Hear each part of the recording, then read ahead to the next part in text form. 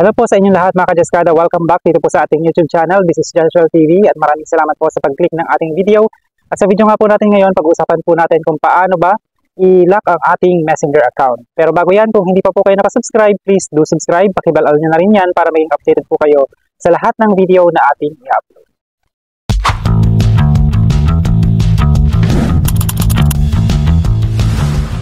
So guys, punta na tayo sa ating video ngayon. Ang una nyo lang gagawin, pupunta po tayo ng Messenger account. So, hanapin nyo lang yung inyong Messenger application.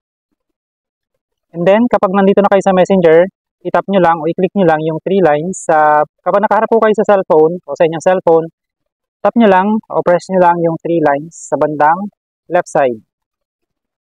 So, kapag nasa left side na kayo, lalabas po dyan yung settings, chats, marketplace, message request, at archive. So, ang i-click nyo dyan, settings. Click nyo lang po yung settings.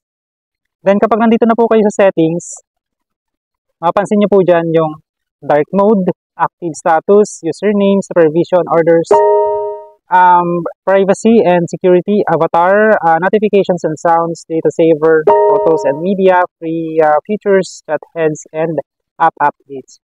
Siyempre, i-click natin dyan, privacy and safety. So, i-click nyo lang, privacy and safety. So, dito sa loob po ng privacy and safety, consider ito po yung settings po ng ating, ito po ay sa loob pa rin ng settings ng ating Messenger account. So, dito sa loob ng privacy and safety, nandito po yung hidden contacts, app lock, end-to-end encrypted chats, safe website browsing, message delivery, restricted accounts, block accounts, active status, and history control. So, ang i-click natin dito is yung app lock. So, dito sa app lock, mababasa natin dito yung unlock with biometrics. So, sa ibang cellphone, pwede pong ang hingin sa inyo dyan is yung password.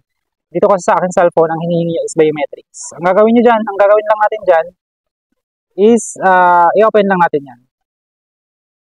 Ayan. So, kailangan natin ilagay dito yung ating biometrics. Kung alin dito yung kamay o yung daliri na ilalagay nyo ano po.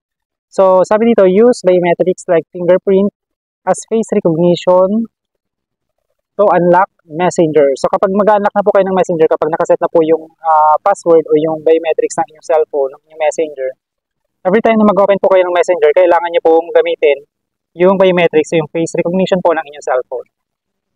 App lock is available in Android 9 and 10. So, available po siya sa Android 9 at saka sa Android 10. So, kung yung cellphone nyo po is naka-bracket sa Android 9 at saka sa Android 10, so possible na pwede nyo pong gamitin itong feature ni Messenger na biometrics.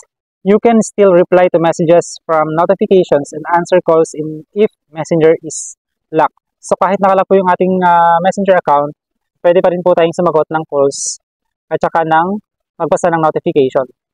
Your biometric info is not transmitted to or is stored by Meta Inc. So yung ating pong biometrics, yung ating biometric sa cellphone, sa ating Messenger, hindi po siya transmitted sa storage o stored ni Meta o ni Facebook. So, sabi sa lock screen, may kita natin dito yung after I leave Messenger. Ito yung mga choices, ano po, yung mga pwede nyo pamilihan kung saan ilalak o paano ilalak ni Messenger yung inyong account. Ano, after na magamit nyo ba? After I leave Messenger, 1 month or 1 minute rather after leaving Messenger, 15 minutes after leaving Messenger, or 1 hour after leaving Messenger. So, ibig sabihin, mamili kayo dito sa choices kung ano ba yung choice na gusto nyong gamitin. Kung 1 minuto ba pagkalipas o pagkatapos nyong gamitin yung Messenger, pagkatapos nyong gamitin, 1 minuto pagkatapos gamitin, kasi ito yung mga choices, merong 4 na choices, ulitin ko lang, pagkatapos nyong gamitin yung Messenger, o 1 minuto pagkatapos gamitin, 15 minutes pagkatapos gamitin, o 1 oras pagkatapos gamitin. Sabihin, kapag nag-lock na kayo ng cellphone, pagkatapos nyo gamitin, automatic, malalock na rin po yung inyong Messenger. So, if ever po nabuksan siya, o may magbukas ng inyong Messenger, hindi po yan mabubuksan na. So, kapag itong, kapag naka-ano na siya, naka-blue, itong nakakulay blue na to, sabihin yan is nakalock na yung biometrics ng ating Messenger. So, gagawin natin, subukan natin siyang, itatap natin yung after I leave Messenger. Yeah. After I leave Messenger. Then, kung pansin nyo, naka-blue na yan, back tayo. Ulitin ko lang. Ulitin lang natin guys. Ito po ay makikita sa privacy and security or privacy and safety. Ayan, ito app lock. Ayan. So okay na yan. At back tayo. So kapag nag-back na tayo, ilalak natin yung cellphone natin. So guys, dahil nilak natin yung ating cellphone, nawala yung ating screen recording. So ulitin natin. Ito na po yung na-set na natin. Na-set na natin yung ating biometrics dun sa ating messenger. So gagawin natin, bubuksan na natin yung ating messenger account after na ma-lock natin yung ating cellphone. So ito na siya.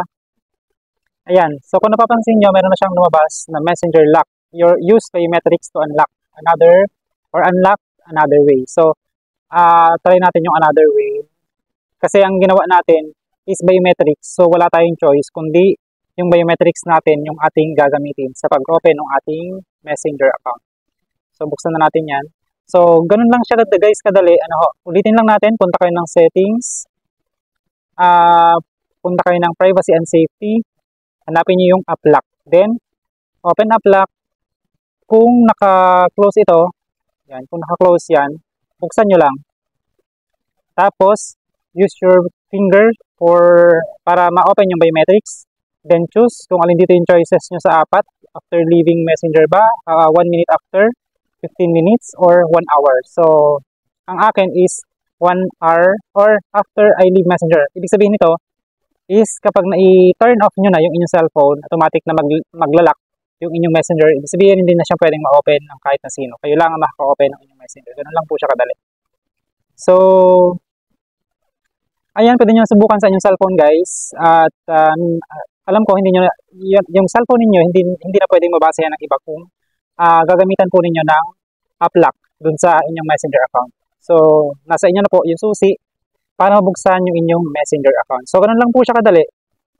Guys, kung meron po kayong natutunan, meron kayong natutunan sa ating content ngayong araw na to, please, paki-subscribe po yung ating YouTube channel, paki-bell all. Then, pwede po kayong mag-comment kung ano po yung next topic na pwede nating pag-usapan. Paki-comment po sa ating comment section. At kapag nakasubscribe na kayo, paki-bell all nyo na rin po para maging updated po kayo sa lahat ng mga video po natin na i-upload soon. So maraming salamat po at stay healthy guys. Maraming salamat po and God bless everyone.